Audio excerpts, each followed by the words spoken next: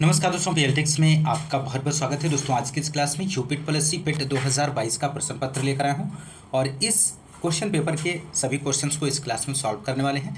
दोस्तों यदि आप हमारे चैनल पर नए हैं तो चैनल को सब्सक्राइब कीजिए, लाइक कीजिए, शेयर कीजिए। दोस्तों आइए शुरू करते हैं इस क्वेश्चन पेपर के पहले क्वेश्चन से। पहला क्वेश्चन है, 1930 में महात्मा गांधी द्वारा सविनय अवज्ञा आंदोलन शुरू करने का कारण था, इनमें से कौन सा कारण था? तो राइट आंसर हो जाएगा ऑप्शन बी, ब्रिटिश शासन की बुराइयों को दूर करने के लिए 11 सूत्री कार्यक्रम वाले एक पत्र के माध्यम से वायसराय को बताना। ऑप्शन बी राइट जवाब हो जाएगा। अगला क्वेश्चन, क्वेश्चन नंबर सेकेंड, निम्नलिखित में से कौन सा 1857 के विद्रोह का परिणाम था? इनमें से दिए गए ऑप्शंस में से आपको बताना है। तो राइट आंसर बनेगा दोस्तों, ईस्ट इंडिया कंपनी की शक्तियों को ब्रिटिश क्राउन में हस्तांतरित कर दिया। ऑप्शन ए सही जवाब बनेगा।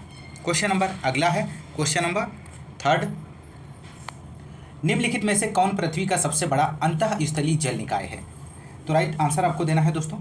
तो राइट आंसर हो जाएगा ऑप्शन सी, कैस्पियन सागर। पृथ्वी का सबसे बड़ा अंतःस्थलीय जल निकाय कैस्पियन सागर है दोस्तों। ऑप्शन सी राइट जवाब बनेगा। अगला क्वेश्चन, क्वेश्चन नंबर 4 है, निम्नलिखित में से कौन स्वतंत्र भारत का पहला भारतीय गवर्नर जनरल था? तो राइट आंसर हो जाएगा ऑप्शन सी राजगोपालाचारी। अगला क्वेश्चन, क्वेश्चन नंबर 5, निम्नलिखित में से किस अधिनियम द्वारा बर्मा को भारत से अलग किया गया था? तो इस क्वेश्चन का दोस्तों राइट आंसर आपको देना है। तो राइट आंसर हो जाएगा भारत सरकार अधिनियम 1935। Next question, question number 6, Bharat को ब्रिटिश नियंत्रण से मुक्त करने के लिए भारतीय राष्ट्रीय सेना का गठन किसने किया? तो राइट आंसर बनेगा दोस्तों यहाँ पर इस क्वेश्चन का।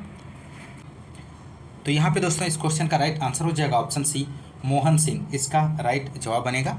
क्वेश्चन नंबर अगला है 7, सागौन के जंगल भारत के किस निम्नलिखित में से किस राज्य में पाए जाते हैं? दोस्तों आपको बताना है। तो राइट आंसर हो जाएगा, सागौन भारत और दक्षिण पूर्व एशिया के सबसे महत्वपूर्ण लकड़ी के पेड़ों में से एक है। भारत में सागौन के जंगल मध्य प्रदेश, महाराष्ट्र, कर्नाटक, तमिलनाडु, केरल, आंध्र प्रदेश में पाए जाते हैं। सागौन की लकड़ी पर्णपाती जंगलों में पाई जाती है। तो राइट आंसर जो बनेगा ऑप्शन बी, मध्य प्रदेश, इसका सही जवाब हो जाएगा। अगला क्वेश्चन, क्वेश्चन नंबर 8 है, सामान्य वर्षा में अचानक वृद्धि हो जाती है और कई दिनों तक लगातार जारी रहती है, इसे मानसून कहा जाता है। तो कौन सा मानसून कहा जाता है दिए गए ऑप्शंस में से? तो राइट आंसर यहाँ पे हो जाएगा इस क्वेश्चन का ऑप्शन सी, प्रस्फोट या फटना। ऑप्शन सी राइट जवाब हो जाएगा। क्वेश्चन नंबर अगला है 9, जीएमटी का पूर्ण रूप क्या है? दोस्तों दिए गए ऑप्शंस में से पहला ऑप्शन दिया गया है Greenwich mega time, Greenwich mean time, Greenwich mid time, gold mean time. तो राइट आंसर यहाँ पे हो जाएगा जीएमटी का पूर्ण रूप क्या बनेगा? Option B, Greenwich mean time. Option B सही जवाब हो जाएगा। क्वेश्चन नंबर अगला 10 है, प्रति 1000 लोगों पर जीवित जन्मों की वार्षिक संख्या को किस नाम से जाना जाता है? तो राइट आंसर यहाँ पर हो जाएगा ऑप्शन डी, क्रूड अशोधित जन्म दर, इसका सही जवाब बनेगा। नेक्स्ट क्वेश्चन, क्वेश्चन नंबर 11 है, 1969 में कितनी प्रमुख निजी बैंकों का राष्ट्रीयकरण किया गया था? महत्वपूर्ण प्रश्न है, बार बार पूछा जाता है, तो इसे आप लोग ध्यान रखिएगा। तो राइट आंसर जो हो जाएगा ऑप्शन डी, 14। 14 जुलाई 1969 को भारत में 14 बड़े बैंकों को राष्ट्रीयकरण किया गया, तो ध्यान रखिएगा। अगला क्वेश्चन, क्वेश्चन नंबर 12 है, 1991 के आर्थिक सुधारों के बाद यहाँ पे आपको फिल करना है, उद्योग विशेष रूप से सार्वजनिक क्षेत्र के लिए आरक्षित है। तो राइट आंसर ऑप्शन बी हो जाएगा, परमाणु ऊर्जा उत्पादन, इसका सही जवाब बनेगा। दोस्तों 1991 के आर्थिक सुधारों के बाद भारत सरकार द्वारा 3 क्षेत्र ही सार्वजनिक क्षेत्र के लिए आरक्षित किए गए थे। पहला परिवहन और रेलवे, परमाणु ऊर्जा उत्पादन, परमाणु खनिजों का खनन। तो ऑप्शन बी यहाँ पे राइट जवाब बनेगा। नेक्स्ट क्वेश्चन, क्वेश्चन नंबर 13 है, यहाँ पर आपको फिल करना है, योजना आयोग के अंतिम उपाध्यक्ष थे, इनमें से आपको बताना है। तो राइट आंसर हो जाएगा option A, Shri Montek Singh Ahluwalia. Option A right जवाब बनेगा। योजना आयोग की स्थापना 15 मार्च 1950 को हुई थी दोस्तों, ध्यान रखिएगा। अगला क्वेश्चन, क्वेश्चन नंबर 14 है, निम्नलिखित में से कौन सा क्षेत्र भारत का सबसे बड़ा नियोक्ता है? तो राइट आंसर हो जाएगा प्राथमिक क्षेत्र, इसका सही जवाब बनेगा। प्राथमिक क्षेत्र भारत का सबसे बड़ा नियोक्ता है। प्राथमिक क्षेत्र अर्थव्यवस्था का वह क्षेत्र है जो प्राकृतिक संसाधनों का सीधा उपयोग करता है। इसमें कृषि, पशुपालन, वन उद्योग, मत्स्य पालन, खनन शामिल होते हैं। दोस्तों प्राथमिक क्षेत्र में लगभग 51% जनसंख्या कार्यरत है, आप लोग ध्यान रखिएगा। अगला क्वेश्चन, क्वेश्चन नंबर 15, निम्नलिखित में से किस राज्य को हरित क्रांति के लिए भारत में आरंभ स्थल के रूप में चुना गया था? तो पहला ऑप्शन है पंजाब, दूसरा है बिहार, ऑप्शन सी है आंध्र प्रदेश, ऑप्शन डी है तमिलनाडु। तो यहाँ पर इस क्वेश्चन का जो राइट आंसर हो जाएगा ऑप्शन ए पंजाब। हरित क्रांति को 1960 के दशक में नॉर्मन बोरलॉग द्वारा शुरू किया गया था और इसे विश्व में हरित क्रांति के जनक के रूप में भी जाना जाता है। तो आप लोग ध्यान रखिएगा। और भारत में हरित क्रांति की शुरुआत की यदि हम बात करें तो इसकी शुरुआत हुई थी 1966 से 67। आप लोग ध्यान रखिएगा। अगला क्वेश्चन नंबर 16 है, निम्नलिखित में से कौन सा अनुच्छेद अल्पसंख्यकों के हितों का संरक्षण के लिए है? तो राइट आंसर यहाँ पे हो जाएगा दोस्तों ऑप्शन डी, अनुच्छेद 29। अनुच्छेद 29 अल्पसंख्यकों वर्गों के हितों का संरक्षण करता है। ऑप्शन ए में है अनुच्छेद 30। अनुच्छेद 30 शैक्षणिक संस्थाओं की स्थापना और प्रशासन में अल्पसंख्यक वर्गों का अधिकार है। 26 के अंतर्गत धार्मिक कार्यों के प्रबंध की स्वतंत्रता है और आर्टिकल 27 में किसी विशिष्ट धर्म की अभिवृद्धि के लिए करों के समुदाय के बारे में स्वतंत्र। तो ऑप्शन डी राइट जवाब हो जाएगा।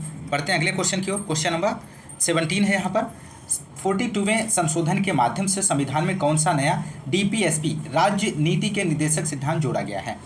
तो राइट आंसर जो बनेगा यहाँ पर इस क्वेश्चन का दोस्तों ऑप्शन बी सही जवाब हो जाएगा, समान न्याय और निःशुल्क विधिक सहायता। क्वेश्चन नंबर अगला है 18, निम्नलिखित में से कौन से मौलिक कर्तव्य हैं, इनमें से आपको बताना है। तो राइट आंसर जो बनेगा क्वेश्चन नंबर 18 का ऑप्शन ए ये सभी हो जाएगा, सार्वजनिक संपत्ति की सुरक्षा करना। ऑप्शन बी में है वैज्ञानिक दृष्टिकोण और मानववाद विकसित करना। ऑप्शन डी है भारत की संप्रभुता, अखंडता और एकता की रक्षा करना। ये सभी राइट जवाब हो जाएगा। क्वेश्चन नंबर अगला है 19, सभी अम्लों में समान तत्व है, आपको बताना है दिए गए ऑप्शंस में से इसका राइट जवाब क्या बनेगा। तो राइट आंसर यहाँ पर जो बनेगा इस क्वेश्चन का ऑप्शन बी हाइड्रोजन। सभी अम्लों में हाइड्रोजन पाया जाता है। हाइड्रोजन की खोज 1766 में हेनरी कैवेंडिश ने की थी। तो आप लोग ध्यान रखिएगा। और इन्होंने इसे लोहे पर तनु सल्फ्यूरिक अम्ल की अभिक्रिया से प्राप्त किया था। यह आवर्त सारणी का सबसे पहला तत्व है जो सबसे हल्का भी है। ब्रह्मांड में यह प्रचुर मात्रा में पाया जाता है। अगला क्वेश्चन नंबर 20 है, नॉन स्टिक खाना पकाने के बर्तन किससे लेपित होते हैं? तो राइट आंसर यहाँ पे बनेगा दोस्तों option B Teflon. Non stick खाना पकाने के बर्तन टेफ्लॉन से लेपित होते हैं। टेफ्लॉन एक संश्लेषित फ्लूरो बहुलक है। यह अनेक कार्यों के लिए उपयोगी है। इस पर ऊष्मा, अम्ल, क्षार का प्रभाव नहीं पड़ता है। यह विद्युत धारा का कुचालक है, इस बात को भी ध्यान रखिएगा। क्वेश्चन नंबर अगला 21 है, अनुच्छेद 245 के अनुसार यहाँ पे आपको फिल करना है संसद का कार्य है, इनमें से कौन सा? तो राइट जवाब यहाँ पर बनेगा ऑप्शन सी कानून बनाना। संविधान के भाग 11 में अनुच्छेद 245 से 255 तक केंद्र और राज्य के विधायी संबंधों की चर्चा की गई है। संविधान के अनुच्छेद 245 में कहा गया है कि संविधान के उपबंधों के अधीन रहते हुए संसद भारत के संपूर्ण राज्य क्षेत्र उसके किसी भाग के लिए विधि बना सकेगी। किसी राज्य का विधानमंडल संपूर्ण राज्य अथवा उसके किसी भाग के लिए विधि बना सकेगा। तो राइट आंसर ऑप्शन सी हो जाएगा। क्वेश्चन नंबर अगला 22 है, सरकारिया आयोग निम्नलिखित में से किससे संबंधित है? तो राइट आंसर जो बनेगा ऑप्शन बी केंद्र और राज्य संबंध। ऑप्शन बी राइट जवाब हो जाएगा। केंद्र सरकार ने वर्ष 1983 में उच्चतम न्यायालय के सेवानिवृत्त न्यायाधीश रंजीत सिंह सरकारिया की अध्यक्षता में केंद्र राज्य संबंधों पर एक 3 सदस्यीय आयोग का गठन किया, जिसे सरकारिया आयोग कहा जाता है। इसके अन्य सदस्य बी शिवरामन और डॉक्टर RS सेन थे। अगला क्वेश्चन नंबर अगला 23 है, प्रकाश वर्ष यहाँ पे आपको फिल करना है का एक मापक है। किसका एक मापक है? तो राइट आंसर यहाँ पर बनेगा ऑप्शन डी तारकीय दूरी। प्रकाश वर्ष दूरी का मात्रक है। एक प्रकाश वर्ष वह दूरी है जो प्रकाश निर्वात में एक वर्ष में तय करता है। तो एक प्रकाश वर्ष बराबर किसके इक्वल होता है? तो 9.46 × 10⁻15 मीटर। आप लोग ध्यान रखिएगा। अगला क्वेश्चन नंबर 24 है यहाँ पर, माफ़ कीजिएगा 26, निम्नलिखित में से कौन सबसे बुद्धिमान स्तनधारी है? तो राइट आंसर यहाँ पर जो बनेगा इस क्वेश्चन का ऑप्शन डी डॉल्फिन। डॉल्फिन सबसे बुद्धिमान स्तनधारी है। इसका वैज्ञानिक नाम प्लैटिनिस्ट गैंगेटिका है। अगला क्वेश्चन नंबर 27, पौधों का विकास किससे प्रभावित होता है? तो राइट आंसर बनेगा ऑप्शन ए पौधों का विकास प्रकाश की गुणवत्ता, मात्रा और अवधि से प्रभावित होता है। अगला क्वेश्चन है दोस्तों क्वेश्चन नंबर 31 स्थावर का विलोम शब्द है। यहाँ से हिंदी के क्वेश्चन से स्टार्ट हो जाते हैं। तो स्थावर का विलोम शब्द आपको बताना है दोस्तों। तो यहाँ पर राइट आंसर हो जाएगा ऑप्शन ए जंगम। स्थावर शब्द का विलोम जंगम होता है, जड़ का विलोम चेतन होता है और अचल का चल और सचल हो जाता है। और चंचल यहाँ पे दिया गया है ऑप्शन सी में, तो चंचल का स्थिर और एकाग्र होता है। अगला क्वेश्चन नंबर 32, बिल्ली को पहले ही दिन मारना चाहिए का अर्थ है, इनमें से आपको बताना है। तो राइट आंसर यहाँ पे बनेगा ऑप्शन बी भय का शमन शुरू में ही कर देना चाहिए, ऑप्शन बी राइट जवाब बनेगा। क्वेश्चन नंबर अगला है 33, स्वल्प का सन्धि विच्छेद क्या होगा दोस्तों। तो राइट आंसर यहाँ पे हो जाएगा ऑप्शन डी सु प्लस अल्प बराबर होता है स्वल्प, और इसमें यण संधि है दोस्तों। क्वेश्चन नंबर अगला 34 है, इत ईत का सही अर्थ भेद है, इनमें से आपको बताना है। तो इत ईत शब्द युग्म का सही अर्थ भेद हो जाएगा दोस्तों समाप्ति और विघ्न, ऑप्शन बी राइट जवाब बनेगा। अगला क्वेश्चन नंबर 35, ईश्वर में विश्वास रखने वाला इस शब्द समूह के लिए एक शब्द बताइए। तो राइट आंसर हो जाएगा ऑप्शन ए आस्तिक। ईश्वर में विश्वास रखने वाला आस्तिक और ईश्वर में विश्वास ना रखने वाला नास्तिक होता है, जो कि विकल्प सी में दिया गया है। क्वेश्चन नंबर अगला है दोस्तों, निम्नलिखित में से कौन सा भारत का सबसे छोटा केंद्र शासित प्रदेश है, आपको बताना है दोस्तों। तो यहाँ पर दोस्तों इस क्वेश्चन का राइट आंसर बनेगा ऑप्शन डी लक्षद्वीप। इसका सही जवाब बनेगा। क्षेत्रफल की दृष्टि से भारत का सबसे छोटा केंद्र शासित प्रदेश लक्षद्वीप है और इसकी राजधानी कवरत्ती है। अगला क्वेश्चन नंबर अगला, छात्र पारिस्थितिकी के लिए एक नया डिजिटल प्लेटफॉर्म कैंपस पावर किस बैंक द्वारा लॉन्च किया गया है। तो राइट आंसर जो बनेगा दोस्तों ऑप्शन ए ICICI बैंक के द्वारा जारी किया गया है। क्वेश्चन नंबर अगला 57, भारत के कितने राज्य बांग्लादेश के साथ सीमा साझा करते हैं। तो राइट आंसर हो जाएगा ऑप्शन बी 5, इसका सही जवाब बनेगा। वो कौन कौन से 5 राज्य हैं, असम है, मेघालय है, त्रिपुरा, मिजोरम, पश्चिम बंगाल, आप लोग ध्यान रखिएगा। अगला क्वेश्चन नंबर अगला, निम्नलिखित में से पोलैंड की राष्ट्रीय मुद्रा क्या है, इनमें से आपको बताना है दिए गए ऑप्शंस में से। तो राइट आंसर हो जाएगा पोलैंड मध्य यूरोप में स्थित एक देश है, इसकी राजधानी वारसा और मुद्रा जोलाटी है। तो राइट आंसर जो बनेगा ऑप्शन सी जोलाटी, आप लोग ध्यान रखिएगा। अगला क्वेश्चन नंबर 59, यहाँ पे आपको फिल करना है, उत्तर प्रदेश का एक लोकप्रिय शास्त्रीय नृत्य है, इनमें से कौन सा। तो राइट आंसर हो जाएगा ऑप्शन बी कथक उत्तर प्रदेश का एक लोकप्रिय शास्त्रीय नृत्य है। अगला क्वेश्चन नंबर 60, निम्नलिखित में से किसके पास लोकसभा सत्र को स्थगित करने की शक्ति है।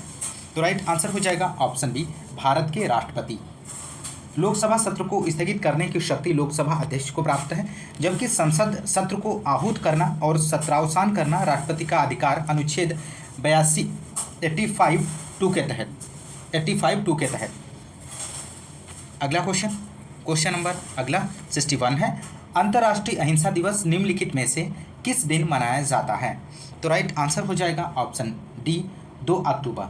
अंतर्राष्ट्रीय अहिंसा दिवस 2 अक्टूबर को मनाया जाता है। संयुक्त राष्ट्र महासभा ने 15 जून 2007 को एक प्रस्ताव पारित कर दुनिया से यह आग्रह किया था कि वह शांति और अहिंसा के विचार पर अमल करे और महात्मा गांधी के जन्म दिवस 2 अक्टूबर को अंतर्राष्ट्रीय अहिंसा दिवस के रूप में मनाए। अगला क्वेश्चन नंबर 62, वास्को डिगामा का मकबरा भारत के निम्नलिखित में से किस स्थान पर स्थित है। तो राइट जवाब बनेगा इस क्वेश्चन का दोस्तों ऑप्शन सी कोच्चि केरल, इसका सही जवाब हो जाएगा।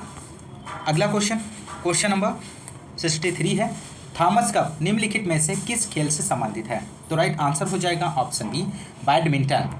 नेक्स्ट क्वेश्चन नंबर 64, प्रसिद्ध पुस्तक विंग्स ऑफ फायर किसकी आत्मकथा है, आपको बताना है दोस्तों। तो राइट आंसर हो जाएगा option B APJ Abdul Kalam, option B right जवाब बनेगा doctor APJ Abdul Kalam. Question number अगला है दोस्तों 65, ग्लोबल वार्मिंग का अपेक्षित परिणाम इनमें से कौन सा है। तो राइट आंसर हो जाएगा ऑप्शन ए ये सभी, समुद्र के स्तर में वृद्धि, तटीय रेखा में परिवर्तन, फसल पैटर्न में परिवर्तन। तो राइट आंसर हो जाएगा ये सभी। तो दोस्तों ये रहे 2022 पेट में पूछे गए क्वेश्चंस को इस क्लास में हमने सॉल्व किया। दोस्तों यदि आपको क्लास पसंद आ रही है तो क्लास को ज़्यादा से ज़्यादा लाइक और शेयर करते रहिए दोस्तों। मिलते हैं नेक्स्ट क्लास में, तब तक के लिए नमस्कार, जय हिंद, धन्यवाद।